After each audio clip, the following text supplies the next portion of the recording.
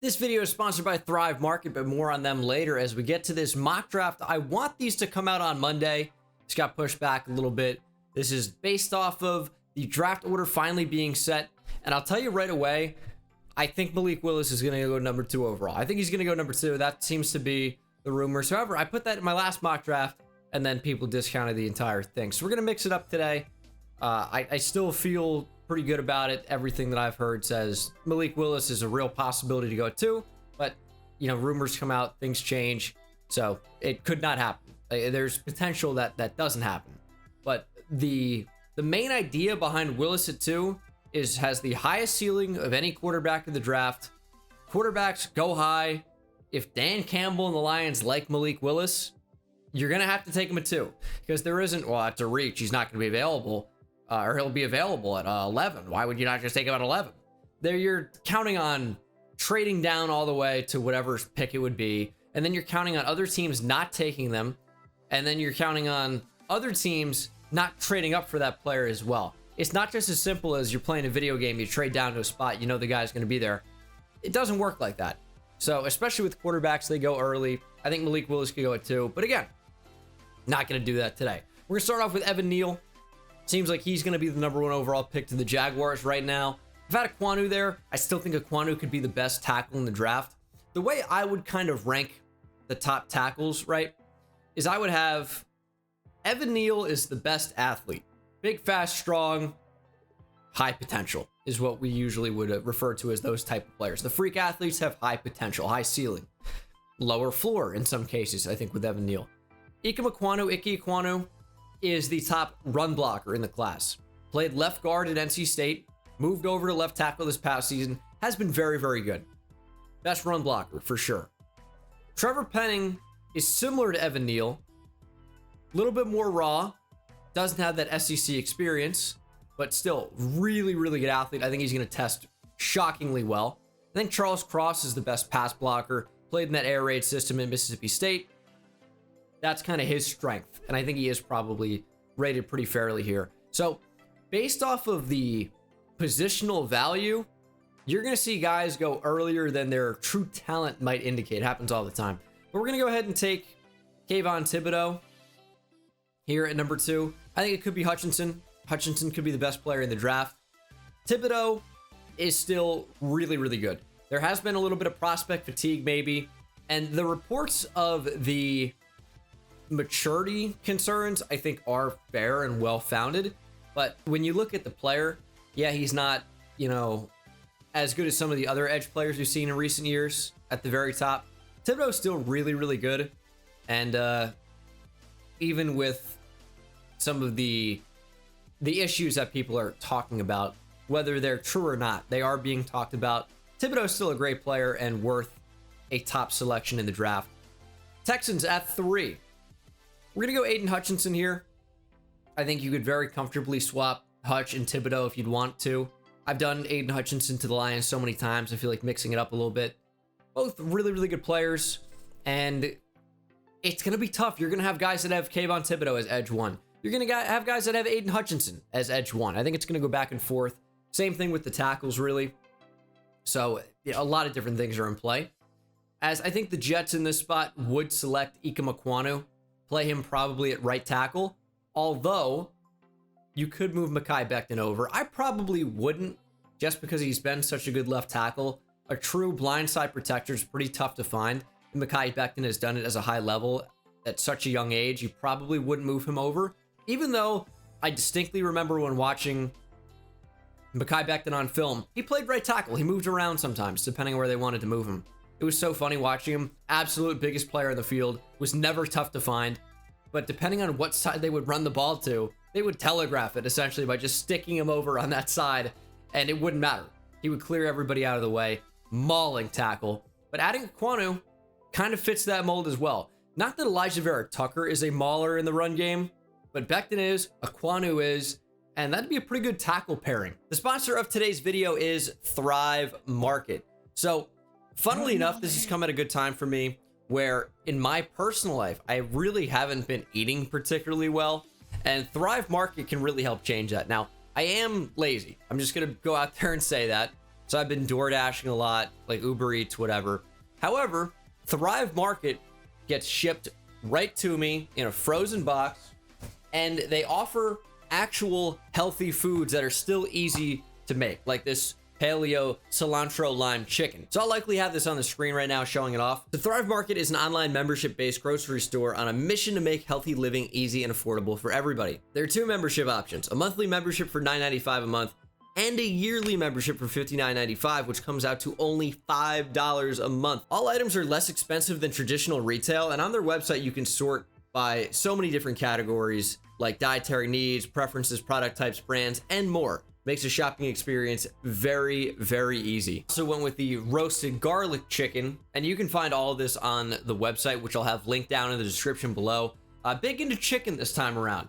Roasted garlic chicken, also 23 grams of protein, and this chicken pesto, which has 18 grams of protein. It's on there somewhere. So what you can do, and I'll have this link on the screen, thrivemarket.com/Bengal, you'll get 40% off and a free gift. They have a bunch of different food options, whether it's healthy snacks, they have supplements, they even have items for your home. So I would highly recommend making a health conscious decision and going to thrivemarket.com/Bengal. You can find the link in the description. You'll save 40% plus get a free gift when you sign up. So it's a no-brainer decision, and it works perfectly for me. I think it's going to work for a lot of you guys as well. thrivemarket.com/Bengal, save 40% and get a free gift as well. And I've talked about this quite a lot so far.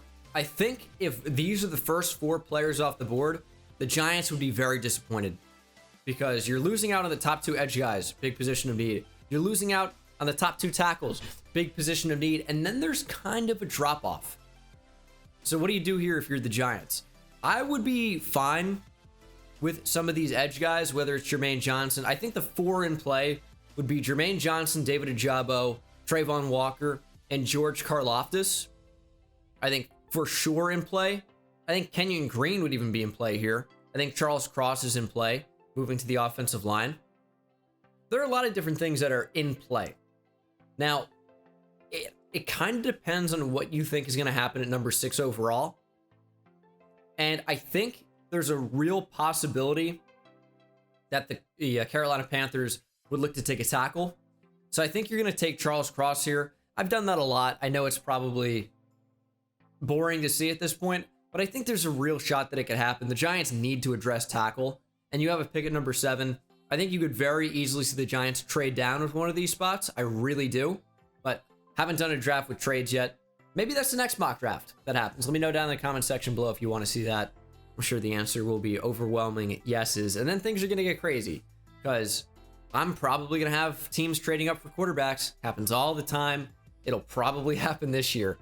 But Panthers at 6, it's a QB or it's a tackle. The top tackles are off the board. I think you would see them go with a quarterback here.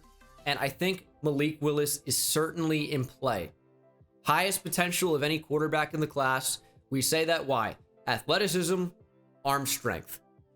He shows that he has the talent to make all the plays. It's just about consistency. So you don't want to see 5 throws that'll blow you away and then 5 throws that are horrible, and you kind of have seen that at times, but you bank on the upside and unlocking that potential and developing him as you go and developing that consistency, and you're hoping that he can come along mentally as well to read NFL defenses and make the correct decisions along with the correct throws. So Panthers at 6, I'm going to do it. Again, there are going to be people that say, oh, that's way too early, or they're going to say way too early at 2. I don't understand 4 spots down if he's the first quarterback off the board, first player at his position off the board. How is it too early at 2 and not too early at 6? I can understand for the Lions saying, hey, we are more than a year away. There's no point to take a quarterback now. We need to fill other needs. I understand that. The logic of not taking Malik Willis, certainly get it. But the Lions still could look to take a quarterback. It could happen. But I understand they could go a bunch of different directions. So I'm not saying, oh, the Lions are taking Malik Willis no matter what. But the logic I'm saying of the draft position is what I kind of don't understand some of the public opinion. Giants back on the board at 7. Interesting spot. Interesting spot. I've usually gone edge rusher here, but I am going to mix it up. I've done Ajabo before. I've done Karloftis. I am going to go Kyle Hamilton. I think for the Giants, who are in a rebuild, new general manager Joe Shane, new head coach Brian Daboll, and listen, Daboll wasn't the DC, although has experience coaching the defensive side of the ball. He knows what good safety play can do for a team. And if the Giants don't re-sign Jabril Peppers, real possibility, you have Xavier McKinney, who's great, but Kyle Hamilton on the back end with him as well. I think that's a really good young combo.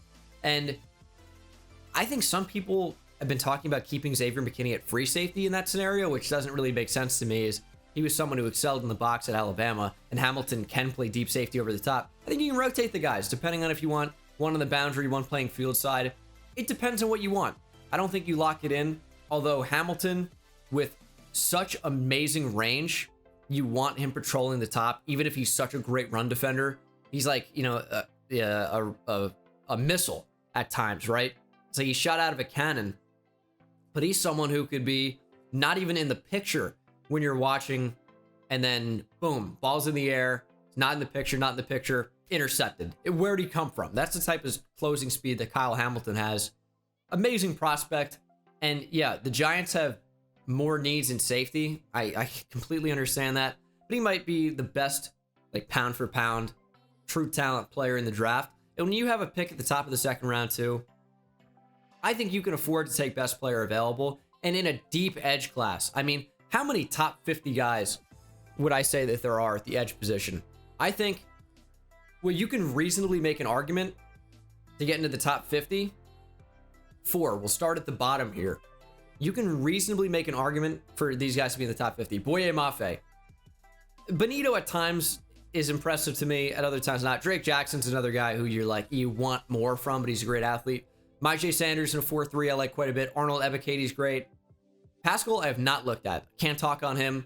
JJ Enagbare, big at the Senior Bowl. Logan Hall is more of an inside guy. Cameron Thomas, kind of like a hybrid as well. Same thing with Trayvon Walker, even though I would call Thomas and Walker more of edge players than Logan Hall is. But Hall can do that. It just depends on the scheme, really. Karloftis, Ajabo, Johnson. That's a lot of edge rushers inside the top 50. I don't think you're going to see that many guys go in the first round. So you could feasibly have at least 5 of the guys I just named, if not more, available. I think Johnson, first round. Ajabo, first round. Walker, fringe. Karloftis, probably first round. Thomas, fringe. Hall, fringe. Enagbare, probably not. And Pascal, I need to watch, but it just feels unlikely. Ebiketie, probably not. Sanders, probably not. And then unless a team really banks on the potential of Mafe or Jackson, very unlikely. Sam Williams was awesome last year for Ole Miss too. But you can take edge in the second round is kind of what I'm saying there. Could still take it at 7, but there are options. Falcons at 8. I think you're just looking for best player available at this point.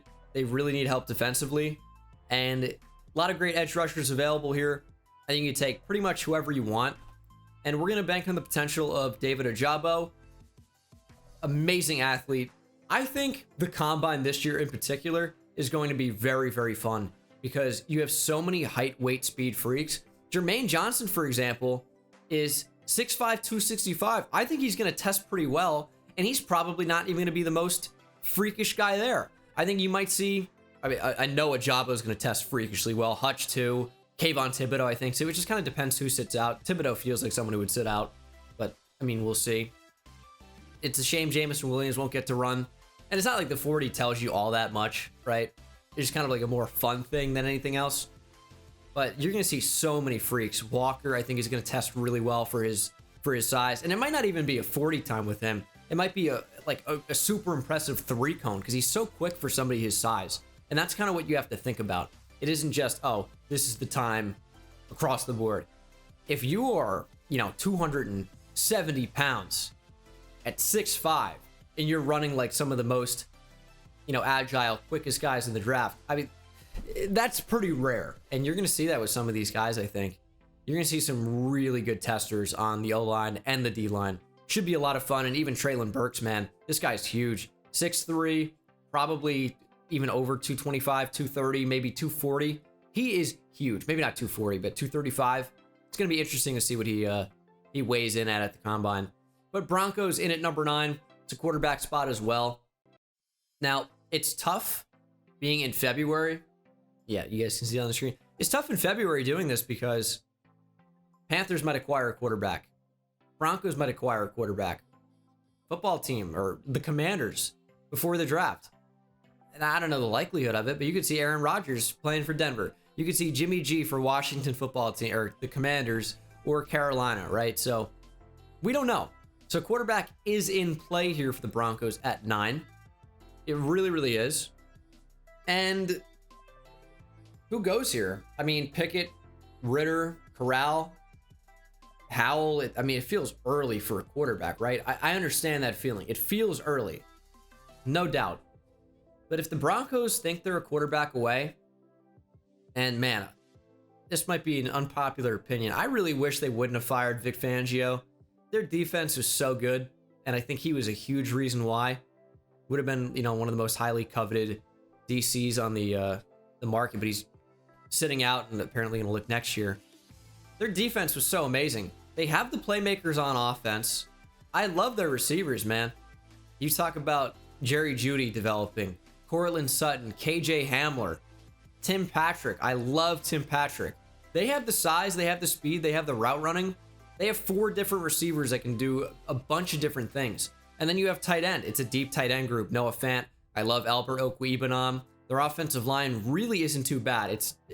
There are some holes, right? But there you got some developmental guys that could end up being pretty good. Netani Muti, Quinn Miners, I like quite a bit. Lloyd Cushenberry. Like, you have some young guys where we don't really know what they're even capable of yet. And Garrett Bowles is pretty good. You got potential there. So if they view themselves as a quarterback away, having one of the best defenses in the league statistically last year, and all these playmakers on offense, and don't even get me started on the running backs. I love Javonte Williams. Melvin Gordon's pretty good. You have talent. You might be a quarterback away, honestly. If you think Kenny Pickett can get you there, I don't hate it. I don't hate it. That's all I'll say about that. Jets' second pick took Ike Ekwonu earlier, looking probably for the best player available. It could be a receiver, could be an edge rusher. Who is the best player available right now? Are you looking for receiver 1? Could be. Talked a lot about that. I don't really know that you need to take corner at 10. They played pretty well. I think that's something you could draft here. I don't know that they would. I think we're going to try and get weapons for Zach Wilson. You know what's crazy? Is I actually wouldn't be opposed to seeing the Jets double dip on offensive line, even though they don't need to. Who they have? Laurent Duvernay-Tardif. Laurent Duvernay-Tardif is like a band-aid. I don't really think he's a long-term option there. Morgan Moses kind of feels like a band-aid. If the Jets took Linderbaum at 10, is that insane? I don't think that it is, but I wouldn't do it. I think we're gonna go with Drake London. Receiver's another position where you ask 5 different guys, they might give you 5 different answers about receiver 1. I know a lot of guys like Drake London, a lot of guys like Treylon Burks, big Jameson Williams guy myself. Jameson Williams got injured, obviously, tore his ACL. And Garrett Wilson has been my receiver 1 the entire process, but I need to watch these guys again in 2021. So things could change, but I like Garrett Wilson a lot, at least going into this season and when watching him play on TV. London, though, he's got the size, moves really well. It's tough to not like that. It really is. When you get a guy who can move like he can, with the coveted size, like 6'5", teams are going to like that. And that's your typical, prototypical X receiver, wide receiver 1. And then you have Elijah Moore in the slot. You have Corey Davis. You have Jamison Crowder. You have some options, but they don't have a guy like this currently. So Drake London to me makes sense. Commanders at 11. Again, quarterback is in play. QB goes early. But what do you do here if you're the Commanders? It is tempting to take a QB. It is, just with how good some of these guys could be. Now, there are a lot of guys who don't like Matt Corral. I need to watch these guys. We're going to do like in-depth tape studies and then break it down on the Couch Quarterbacks podcast. So I don't feel particularly comfortable talking about these guys from like a definitive standpoint, because because I've watched them play. I've watched all these guys play multiple games, but seeing it live on broadcast, especially with quarterback, is so different from all 22. Let me pull up an example for you guys. This is Louisville versus Ole Miss here, and I can't really show too much of this because I don't want to risk any type of copyright claim, but I'm going to show one play here. This is the end zone view. Let's find a pass. So this is a really good example. You can see the quarterback's head movement on end zone view. So you can see him going through progressions and what he's looking at. And you can see he's eventually just going to check down to the running back there. And on the other all 22 angle, which is like the sky cam almost. Let me go back. It's called all 22 for a reason. You can see all 22 players on the field. And then you're going to be able to see the design of the play. And then you're going to be able to see the read. Now, this is just, it seems like a designed check down the entire way, unless somebody wins over the top. But those are the type of things that you got to look at that are just not accessible on broadcast. I am going to go Corral though, but yeah, there's a lot of guys who don't like him. It's just tough to know what he's capable of based on the offense he played in. Heavily RPO based, which means it's a lot of like one read things. And the accuracy at times is touch and go maybe. But there is potential. He's got a pretty good arm, and he's pretty athletic, which, if you can coach it up, big if, could be a decent player. Vikings at 12. Every corner is still on the board. We're going to go with one. We're going to go Sauce Gardner. Maybe the best corner in the draft. Stingley's right there. Hey, here's the problem with Derek Stingley. Is past couple years, effort, injuries looked horrible. But if you get freshman Derek Stingley, oh, he's one of the best corners we've seen ever for a freshman. So you're banking on potential if you take a player like that, but you might get a really, really good one, but you just don't know. Because when the effort's abysmal, are they really going to change their ways in the NFL? Maybe, maybe not. Browns at 13. This feels like a Treylon Burks spot to me. Browns need a receiver really, really badly. And Burks, I think, walks in there and becomes the guy that they want Jarvis Landry to be. And I don't want to make this a hate on Jarvis Landry session, but he isn't the player that a lot of people think he is. Jarvis Landry's fine. It's very far from a receiver one. And I think with Treylon Burks, who can kind of do it all, catch those screens, turn up field. Listen, I'm not discounting Jarvis Landry as a man, by the way. That guy's an incredible leader. But as far as being able to run an offense, I mean, I would take the potential of Treylon Burks over what we know Jarvis Landry to be. Ravens at 14. I think this is BPA. This could be a corner with the depth they have currently. We're going to go with an edge rusher, though.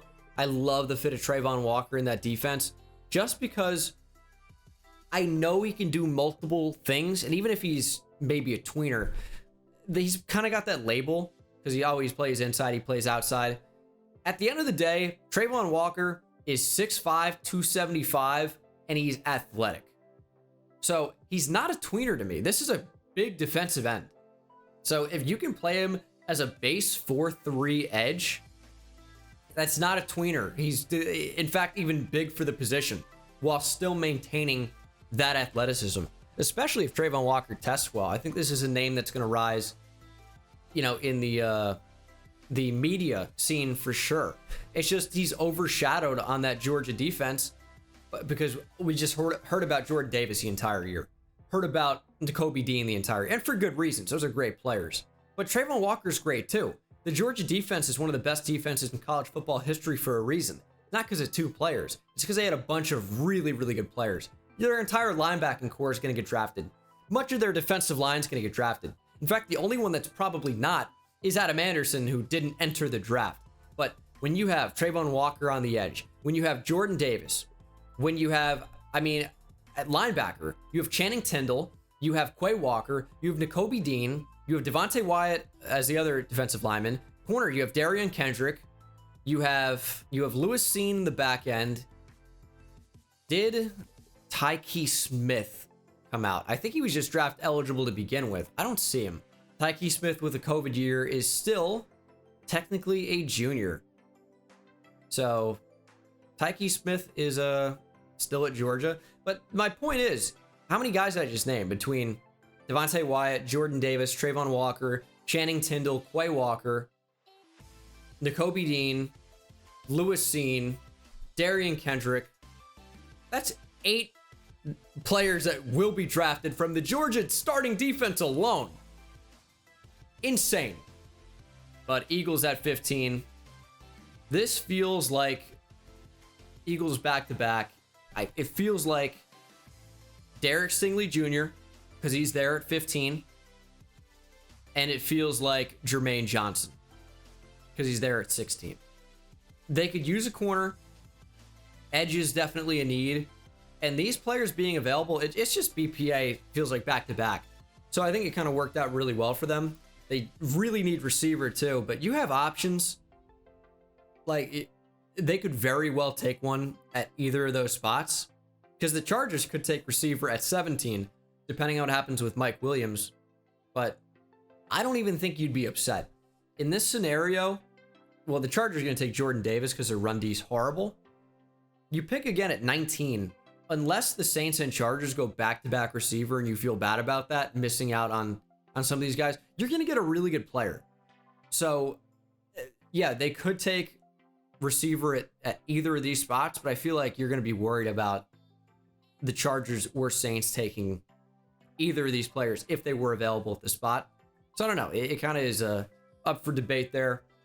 Saints at 18 just feels like BPA again, just because they need a lot. Teron Armstead's a free agent, by the way. I think he probably ends up coming back, but I don't really know. Marcus Williams is also a free agent. I don't think they take a safety at this point with the other important needs. Their receiving core is just so horrible, and Garrett Wilson's available. We're going to go Garrett Wilson. We know the Saints love taking Ohio State players, and they've had really good success there. So, Ohio State receiver duo with Mike Thomas and now Garrett Wilson. Eagles back on the board at 19. And feels like Jamison Williams. I love Jamison Williams. I think he's amazing. Crazy deep threat. Twitchy. Good route runner. Underrated hands. Jamison Williams is awesome. But stock drops a little bit because of the torn ACL. He's still amazing. And it's funny, actually, because you'd figure, oh, Alabama receiver? The Eagles took an Alabama receiver last year. Reunite them. Not even teammates. Jamison Williams was a transfer. So you don't really see that too often. But Alabama receiver factory. They are receiver university at this point. You can point to Ohio State or LSU, but right now it is Alabama. They just have produced way too many in the past 15 years. Steelers at 20. This is a team that could consider a trade up. Quarterbacks here. Maybe they would take Ritter. I think Trevor Penning is certainly in play. We're going to go Ritter. All signs are pointing to the Steelers taking a quarterback. Apparently they love Malik Willis. He's not in play. So we're going to go Desmond Ritter there. A lot of people like him to be quarterback one. Mental processing is pretty great, but I still have questions about the overall accuracy, which is a fairly big concern when you're talking about a quarterback. Ball placement, I feel like, is not nearly as good as you'd like it, but I mean, you could call out a number of flaws for any of these quarterbacks. So if anything can be fixed, it could be that. Patriots at 21. I don't even know if that's true, by the way. I feel like accuracy can be a tough thing to fix. It kind of depends, right? We'll see. Patriots at 21. I like this to be Devin Lloyd if available. Patriots covet size at linebacker so much. Linebacker position of need, especially with Dante Hightower aging. I like this to be a corner or receiver as well, but Devin Lloyd available just, I feel like, makes too much sense for them. As we get to the Raiders at 22, I've done Linderbaum here in the past just because I think he's maybe the best offensive lineman available at this point, and the board has played out, similarly to how it has in the past when I've done my mock drafts. They do have Andre James. He's a pretty decent young center, so maybe they wouldn't take a center. Maybe they'd take Kenyon Green instead, and that's exactly what I'm going to do. I like both. I like this offensive line class a lot. I think it's one of the better ones we've seen. Really, really good players all over the board.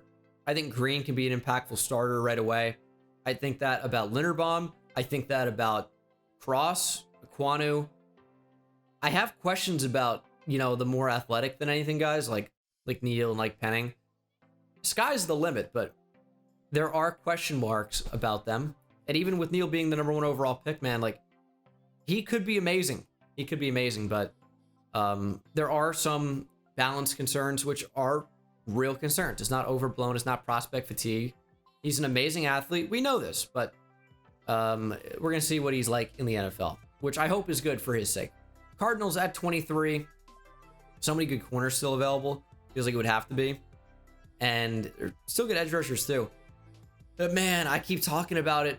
I love Trent McDuffie. I think he's so good. And I've done this for the Cardinals a lot. I'm sorry that it's boring. But man, it just feels so right to make that UW secondary, especially with such a good player in a position of need. Trent McDuffie, I think, is amazing. And he goes to the Cardinals there at 23. The Cowboys fans are getting on me. Hate drafting Daxton Hill. Oh, you draft terrible for the Cowboys. Daxton Hill is so good, and do I really just come at Cowboys fans' throats here? It's not all of you. It's just a select few. No, I'm not going to. I'm going to keep it cordial. Daxton Hill is an underrated player. When you talk about a safety that is also a corner, so he's hybrid DB, can do a number of different roles already, you should be okay. This guy is a little bit better than the average safety because he can do multiple different things for a defense. And then you talk about the athleticism. He's going to test pretty well. The tape's good. Why do you not like Daxton Hill? Give me a reason. Give me a reason, because you have no idea. But there are a bunch of good edge rushers available still as well. Cowboys could take a number of different things at this point, really. With Linderbaum still on the board, man, I think you have to. I think you would have to. I don't know that Linderbaum is going to fall this much. He is a center. Those typically don't go that high, but Tyler Linderbaum is so good. But the Cowboys, who are constantly dealing with injury on the offensive line, I think would jump to take Linderbaum if he's available. Plug and play center. They have Tyler Biadasz there right now. Like, he's young. Maybe he could end up being real good, but maybe a transition to guard for him and plugging Tyler Linderbaum in as your starting center. I think you'd be pretty happy with that. And Zion Johnson, I kind of want to give to the Bills. Now, apparently, their offensive line got it going. I mean, we saw that in the playoffs, right? But it's still a need. And Zion Johnson is really, really good. So that's certainly in play. George Karlaftis is good too. I don't know. The Bills could take a lot of different things here. The Bills have the benefit of being good. Now, Cody Ford was kind of a miss, right? The former Oklahoma tackle turned guard. He ended up being kind of a miss. Hasn't really played a ton. We still don't really know if he's going to develop. So maybe you don't take another young guard in here. I want to take Zion Johnson. I really do. But I will. I mean, we could take corner as well.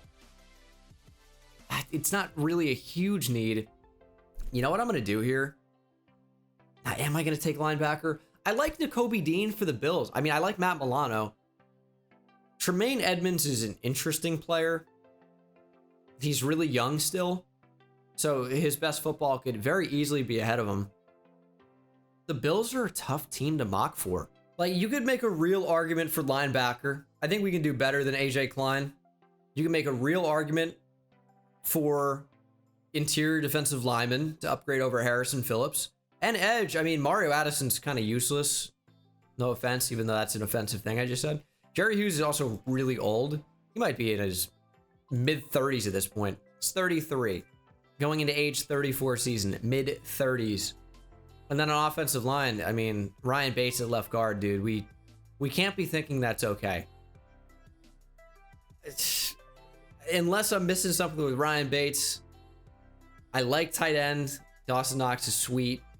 I don't really think you need receiver. I don't think you're going to take a running back here.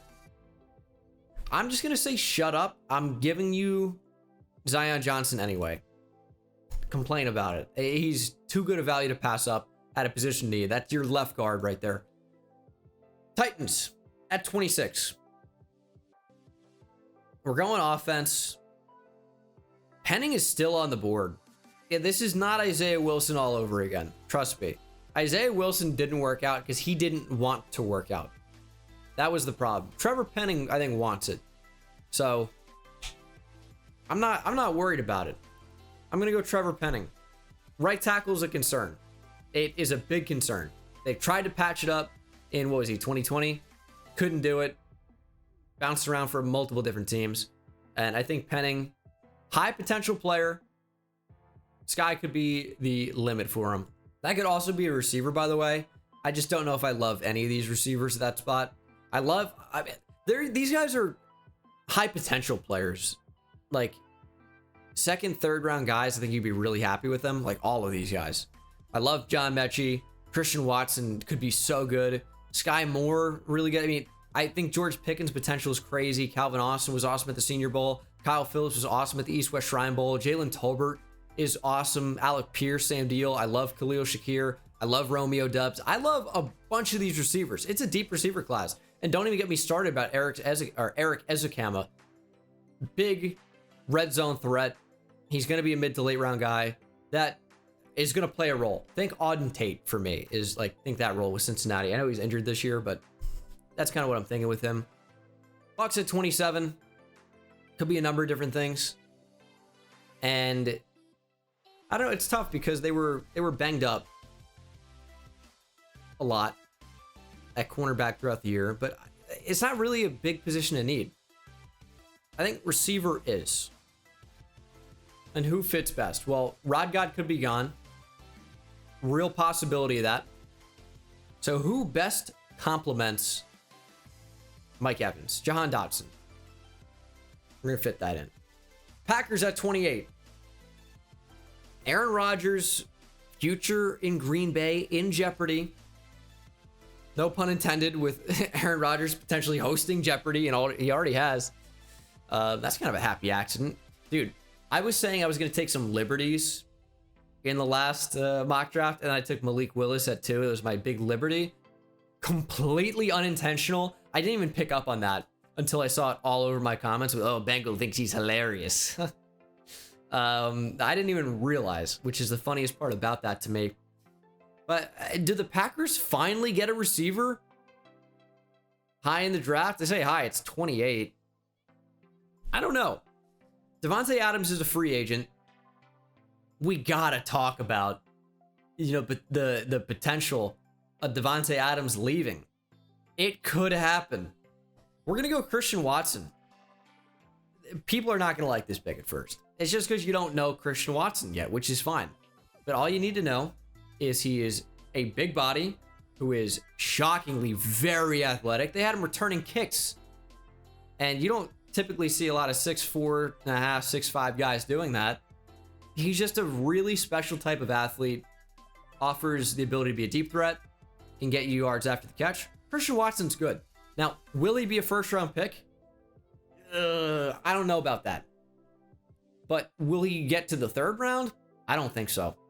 So when you talk about a guy that's guaranteed to go in probably the top 50, at least in my mind, it could end up not happening. We see guys drop all the time, but what I will offer you is that Tutu Atwell was a second-round pick last year. That's all I have to say.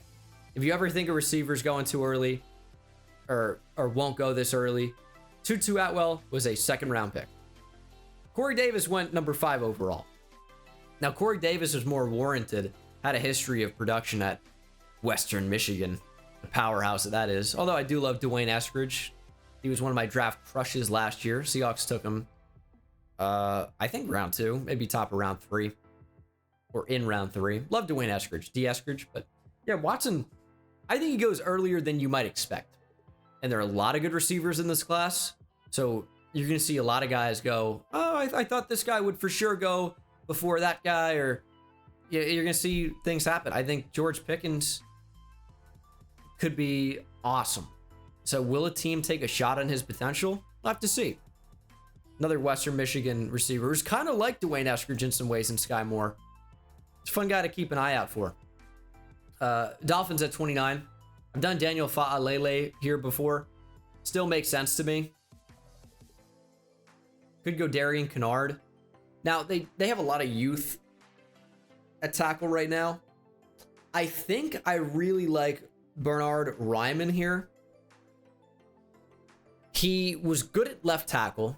at Central Michigan. He'd be the blindside protector of Tua in this scenario. And he's picked up the position quickly. I say this every time. Started as a receiver out of Austria, moved to tight end, for an exchange student, and then moved to tackle. So he's only been playing the position for a short time, but he's already been real good. He's still pretty technically sound for someone that's so new. So you have someone who, again, sky's the limit. I'm beating that horse, right? But or beating that dead horse. But still, big time potential. Just scratching the surface. I would say he is a safer pick than Austin Jackson. I thought Austin Jackson was a big reach. I think that's kind of proven to be true. Ryman, I think, is a better prospect than Austin Jackson was. So take that for what it's worth. I started watching him in October. When I found out about his story, I go, all right, let's see if he's any good. And it turns out, yeah, he is. But Senior Bowl was a little bit up and down for him, so we'll have to see his NFL development. Chiefs at 30. Got to get some pressure on the QB. George Karlaftis is available. George Karlaftis could be a top 15 guy, by the way. Really could be. Edge rushers fell a little bit in this class. I like the fit of Trayvon Walker to Baltimore. I'm higher on him than a lot of others seem to be, which I'm fine with. I love the versatility. You guys know I'm a fiend for a versatile weapon. Karlaftis could go a lot earlier than this. I mean, you could plug him in. Let's see teams that fit. We'll say beyond Jermaine Johnson. Chargers, Saints. I would doubt the Eagles double dip. Patriots could, but I kind of doubt it. Cardinals, Cowboys, Buffalo, Tennessee with Harold Landry potentially leaving. I doubt Tampa would. Green Bay could. Miami could. So he could go a lot earlier than this, but dropped to 30 in this scenario. Bengals at 31. I mean, we're going offensive line. Draft order finally set. They lost the Super Bowl. RIP Bengals fans. I wish I was a Bengals fan. Fortunately, nope. Giants fan. Pain is constant. However, we have to go offensive line at this point. I'm forcing the issue. I have to. But who do I even like at this spot? Not a lot of players. I feel like from what I've seen from a preliminary glance, I think the top ones are Fa'alele, Nicholas Petit-Frere, and Max Mitchell. All the way down there at apparently 150. And then on the interior, Parham's good. I thought Ed Ingram was pretty impressive at the Senior Bowl. Cole Strange, where's he? He's not a first-round guy, but this is a guy to keep an eye out for. I don't know that I really like any of these guys to be first-rounders. I think because of the athleticism and the height weight, Fa'alele has a decent shot to be. He's what, 6'8", 380? Yeah. I think he weighed in at 387 at the Senior Bowl too. Insanity. And then the Lions are on the clock, making the final pick here of the first round. Could this be a quarterback? Could be. But if you're not taking a quarterback at 2, we're not going to take a quarterback at 32. Receiver. Man, there got to be Lions fans who loved watching Big Ten football and David Bell light it up for a few years. I can't take David Bell in the first round. I can't. I'm going linebacker. It's a known need. Nakobe Dean's available. I mean, that's too perfect. Every single time I do one of these, I'm like, man, surely Nakobe Dean cannot fall this far. And he does fall for me every time. I think he's a great player. Why does he not go earlier? It all hinges upon Devin Lloyd, I think. If Lloyd goes earlier, which is Giants, maybe even the Falcons, Broncos, Jets could be a shock to take him, or Nakobe Dean, honestly. I think the Ravens could. I would doubt it, but they could. Vikings could, although I would doubt it. Eagles definitely could. Multiple picks. They could definitely take a linebacker, even though Howie Roseman will never. Definitely could with 3 first rounders. But yeah, I think with Devin Lloyd falling, linebackers just kind of fall sometimes. They're like the safety of the second level of the defense. It's my review. But that's my mock draft. Let me know what you think. I thought it turned out pretty good. Obviously, some things you're going to disagree with and things you're going to love.